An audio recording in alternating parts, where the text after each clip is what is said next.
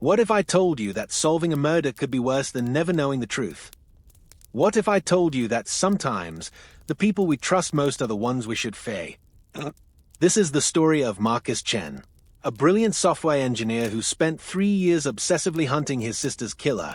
He found him, but what he discovered didn't just solve the case. It destroyed everything he thought he knew about his family, about trust, about love. Ooh. And by the time you hear this story, Marcus Chen will already be dead. Tonight's story is titled, He Solved His Sister's Murder, but It Destroyed Him. But before you get comfortable, take a moment to like the video and subscribe, but only if you genuinely enjoy what I do here. And let me know in the comments where you're tuning in from, and what time it is for you. It's always fascinating to see who's joining us from around the world. Now, if you're wearing headphones, perfect. If not, you might want to put some on. Or, you can lower the volume now, just enough so my voice blends gently with the stillness of your room. Close your eyes. Let your shoulders sink just a bit more into your pillow. You don't have to do anything.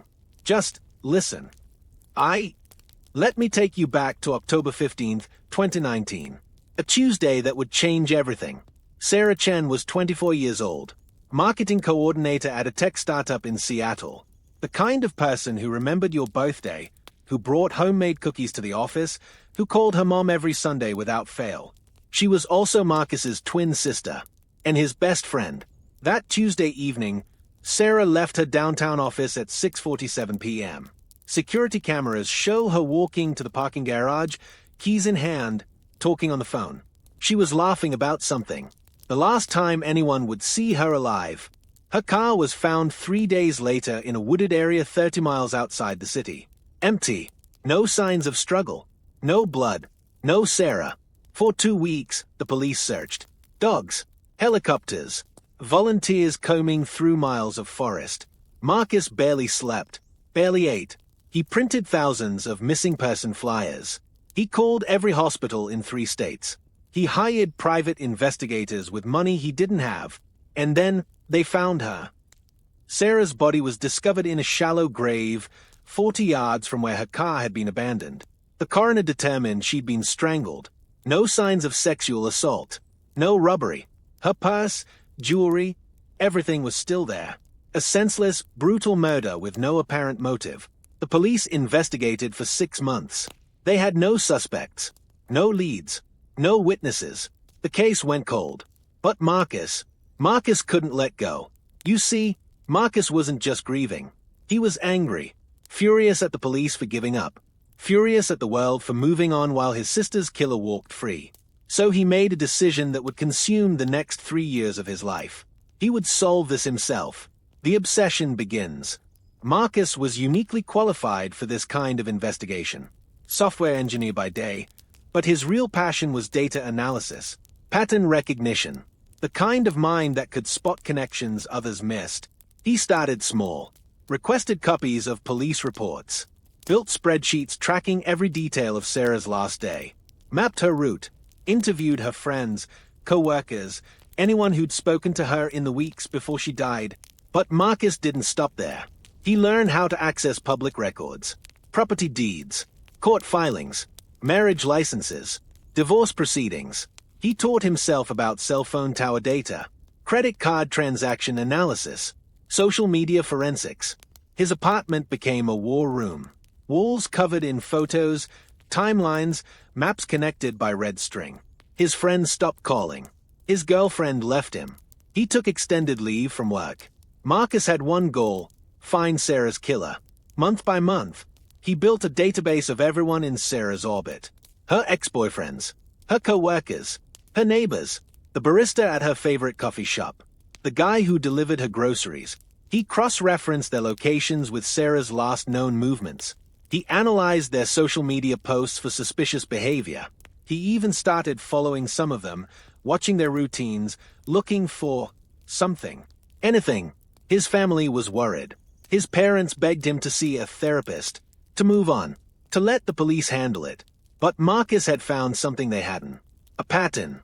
3 other women had gone missing in the Pacific Northwest over the past 5 years.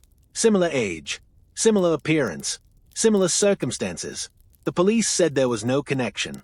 different jurisdictions, different methods, different dumping grounds. But Marcus saw what they didn't. And that's when everything started to unravel. The breakthrough. 2 years into his investigation, Marcus made a breakthrough that would change everything. He'd been analyzing cell phone tower data, legally obtained through Freedom of Information requests, when he noticed something strange. A phone number that appeared near each of the 4 crime scenes. Not during the murders, but days or weeks before. Like someone had been scouting locations. The number was registered to a company called Northwest Property Solutions, a small real estate investment firm that bought distressed properties for renovation. Marcus felt his heart racing. This was it. This was the connection the police had missed. He spent the next month researching Northwest Property Solutions. The company was owned by a man named David Kellerman, 52 years old, divorced, no criminal record. On paper, he looked completely ordinary. But Marcus dug deeper. Kellerman had been near each crime scene for legitimate business reasons. Evaluating properties, meeting with contractors, normal real estate activities that wouldn't raise suspicion. Perfect cover for a serial killer. Marcus started following Kellerman, learned his routines, his favorite restaurants, his gym, his ex-wife's address. The man lived alone in a modest house in Tacoma, drove a gray Honda Civic, and seemed to have no social life. Exactly what you'd expect from someone hiding a dark secret. But Marcus needed proof. Real evidence. Something he could take to the police. So he decided to break into Kellerman's house. I need to pause here and tell you something important. What Marcus did next was illegal, dangerous, stupid, but grief makes people do stupid things. On a Thursday night in March 2022, while Kellerman was out of town on a business trip, Marcus broke into his house through a basement window. He wasn't looking to steal anything. He wasn't looking to hurt anyone. He just wanted evidence. Photos, documents, something that would prove Kellerman killed Sarah. What he found was worse than anything he could have imagined. The discovery. Kellerman's basement had been converted into an office. File cabinets, a computer, maps on the walls showing property locations across Washington state. Nothing unusual. But in the back corner, behind a bookshelf, Marcus found a small storage room. Inside that room were 4 photo albums. Each album contained hundreds of photographs. Women going about their daily lives, walking to their cars, shopping for groceries, having coffee with friends. Most of the photos were taken from a distance with a telephoto lens. These women were being stalked. Marcus recognized some of the faces immediately. Sarah was in the first album. Page after page of photos documenting her movements in the weeks before her death. The other 3 women, the ones Marcus had connected to Sarah's case, each had their own album. But there was a 4th album. A woman Marcus didn't recognize. Young, blonde, pretty. The photos looked recent. This woman was Kellerman's next target. Marcus's hands were shaking as he photographed page after page with his phone. Evidence. Finally, he had evidence. But as he was about to leave, he heard something that made his blood freeze. A car door slamming in the driveway. Kellerman was supposed to be out of town until Sunday. It was Thursday night. Marcus heard footsteps on the front porch. Keys jingling. He was trapped. The confrontation. Marcus barely had time to hide behind the file cabinets before he heard the front door open. Footsteps upstairs. The sound of someone moving around. Making a sandwich. Watching TV. Marcus was trapped in that basement for 4 hours. Around 2 a.m., the house finally went quiet. Marcus waited another hour, then carefully made his way to the basement window. He was almost out when he heard a voice behind him. "I've been wondering when you'd show up." Marcus turned around. David Kellerman was standing at the bottom of the basement stairs, holding a baseball bat. "You're Sarah's brother," Kellerman said. Not a question. A statement. Marcus thought about running. Thought about screaming. But something in Kellerman's voice stopped him. The man didn't sound angry. He sounded tired. "I know what you think," Kellerman continued. "I know what those photos look like. But you're wrong. I didn't kill your sister." For the next hour, in that basement, David Kellerman told Marcus a story that changed everything. He wasn't a serial killer. He was hunting one. The photos, the surveillance, the pattern Marcus had discovered, it was all real. But Kellerman wasn't the predator. He was trying to catch him. 3 years earlier, Kellerman's daughter had been murdered. Same MO as Sarah. Same type of victim. The police had no leads, no suspects, no hope. So Kellerman, like Marcus, had started his own investigation. He'd identified the pattern, the targeting, the locations. But unlike Marcus, Kellerman had figured out who the real killer was. And when he told Marcus the name, Marcus felt his world collapse. The terrible truth. The real killer wasn't a stranger. It wasn't some random predator stalking women in parking garages. It was Detective Ray Morrison, Seattle Police Department, 23-year veteran, the lead investigator on Sarah's case. The man Marcus had been calling twice a week for updates. The man he'd trusted with his sister's life. The man who'd looked him in the eye and promised to find her killer. Morrison had been using his position to identify victims, track their movements, and cover his own tracks. When the cases went cold, no one questioned it. Bad cases happened. Some murders just don't get solved. But Kellerman had been building a case for 3 years. Phone records, financial documents, Morrison's presence near each crime scene, always with a plausible excuse, investigating other cases, following up on leads that went nowhere. Morrison was smart, careful. He'd never left direct evidence. But patterns don't lie. And Kellerman had documented everything. In that basement, looking at 3 years of meticulous investigation, Marcus realized the horrible truth. The police weren't incompetent. They weren't overwhelmed. They weren't understaffed. The man in charge of finding Sarah's killer was Sarah's killer. And he'd been watching Marcus the entire time, feeding him false hope, pretending to care, pretending to investigate. Morrison knew Marcus suspected him, had been tracking his amateur investigation through departmental contacts. When Marcus got too close to the truth, Morrison would throw him a false lead, send him down a dead end. A cat playing with a mouse. But Morrison had made one mistake. He didn't know about Kellerman. The plan. Kellerman had enough evidence to expose Morrison. Phone records, timeline analysis, digital forensics that placed Morrison near each crime scene during the critical windows. But he needed help. Going to the police was impossible. Morrison had allies, friends, people who would protect him. Internal affairs would bury the case. Morrison would get a quiet retirement and the murders would continue. So Kellerman and Marcus formed an unlikely partnership. The grieving father and the obsessed brother. United by loss. Driven by justice. Their plan was simple. They would catch Morrison in the act. The fourth photo album. The blonde woman Morrison was currently stalking. Her name was Jennifer Walsh. 26 years old. Graphic designer. Single. Living alone in Capitol Hill. She had no idea she was being hunted. Kellerman had been watching Morrison watch Jennifer for weeks. He'd documented Morrison's pattern. The detective would follow Jennifer for days, learning her routine. Then he'd make his move on a Friday night when she walked to her car after work. That Friday was 2 days away. Marcus and Kellerman would be waiting. They would record everything. Morrison approaching Jennifer. The abduction. The assault. Everything they needed to destroy him. And then, well, they hadn't decided what would happen then. Friday night. Friday, March 18th, 2022. Marcus and Kellerman were positioned in the parking garage beneath Jennifer Walsh's office building. Hidden cameras, audio recording equipment, cell phones ready to call 911. At 7:23 p.m., Jennifer walked toward her car. She was talking on the phone, laughing about weekend plans with a friend. Just like Sarah had been, 3 years earlier. Morrison was waiting behind a concrete pillar, 20 feet from Jennifer's car. He looked calm, professional, like he was investigating a crime instead of about to commit one. Jennifer reached her car, fumbled with her keys while still talking on the phone. Morrison started walking toward her. That's when Marcus made a decision that changed everything. He couldn't just watch, couldn't just record, couldn't let another woman die for the sake of evidence.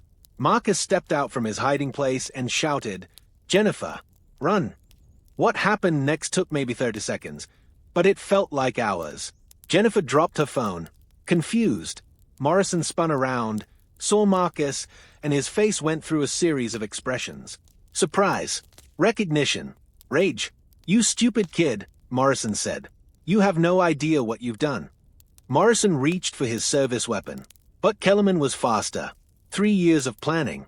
3 years of watching his daughter's killer walk free. 3 years of rage compressed into a single moment. The gunshot echoed through the parking garage like thunder. Morrison fell, and Marcus realized that solving his sister's murder had just created a whole new problem. The aftermath. Detective Ray Morrison died in that parking garage at 7:27 p.m. on March 18, 2022. The official story was that he'd been investigating a potential assault when an unknown gunman opened fire. Hero cop killed in the line of duty. But Marcus and Kellerman knew the truth. They had hours of recordings, thousands of photographs, digital evidence that proved Morrison was a serial killer. They could have cleared Kellerman's name, exposed Morrison posthumously, given the family's closure. Instead, they decided to stay silent. Why? Because justice had been served. Morrison was dead. The killings would stop. The victims' families would never have to know that the man they'd trusted with their daughters' lives was the one who'd taken them. Sometimes the truth causes more pain than lies. Kellerman disappeared that night, left Seattle, changed his name, started over somewhere else. Marcus went home to his apartment, his walls still covered with photos and timelines and evidence of an investigation that was finally over. He'd solved his sister's murder, but victory felt like defeat. The cost? For 3 years, Marcus had been driven by a single purpose: find Sarah's killer. That purpose had consumed everything. His job, his relationships, his health, his sanity.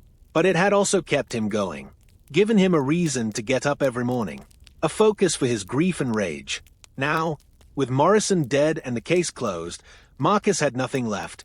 The investigation had revealed terrible truths about trust, about justice, about the people we're supposed to rely on. But it had also revealed something about Marcus himself. He'd become obsessed, paranoid, isolated. The 3-year hunt for Sarah's killer had turned him into someone he didn't recognize. Sarah would have hated what he'd become. Marcus tried to rebuild his life, went back to work, started therapy, reached out to old friends. But the damage was done. The obsession had carved out a hole in his soul that couldn't be filled. The knowledge of what people were capable of, what Detective Morrison had done, what Marcus himself had become, created a darkness he couldn't escape. He started drinking, stopped sleeping. The weight of secrets, Morrison's crimes, the cover-up, Kellerman's vigilante justice, pressed down on him like a physical thing. Marcus had solved his sister's murder, but in doing so, he'd lost himself. 3 months after Morrison's death, Marcus Chen was found in his apartment by his landlord. Empty pill bottles on the nightstand. A note explaining everything. The investigation. The truth about Morrison. The real story of what happened that night in the parking garage. He'd left instructions for the note to be made public. All the evidence. All the recordings. All the proof. Sarah's case was officially closed. Morrison was posthumously exposed. The other victims' families finally had answers. Justice was served. But Marcus Chen paid the ultimate price for it. Epilogue. The story of Marcus Chen raises questions that don't have easy answers. Is justice worth any cost? When the system fails, do we have the right to take matters into our own hands? How much of yourself are you willing to sacrifice to find the truth? Marcus spent 3 years hunting a killer. He found him. He stopped him. He saved lives. But the hunt consumed him, changed him, ultimately destroyed him. Sarah Chen was murdered by someone she trusted, someone whose job was to protect people like her. Marcus Chen was destroyed by his need for justice, his inability to let go, his refusal to accept that some questions don't have answers. In the end, both siblings were killed by the same case, one by violence, one by obsession. Sometimes solving a mystery creates more questions than answers. Sometimes the truth is more devastating than ignorance. Sometimes the cost of justice is too high to pay. But sometimes you pay it anyway. Because the alternative, letting killers walk free, letting victims be forgotten, letting injustice win, is even worse. Marcus Chen solved his sister's murder. It destroyed him. But Sarah's killer will never hurt anyone again. And maybe that was worth everything. Rest in peace, Sarah Chen. Rest in peace, Marcus Chen. Your story won't be forgotten.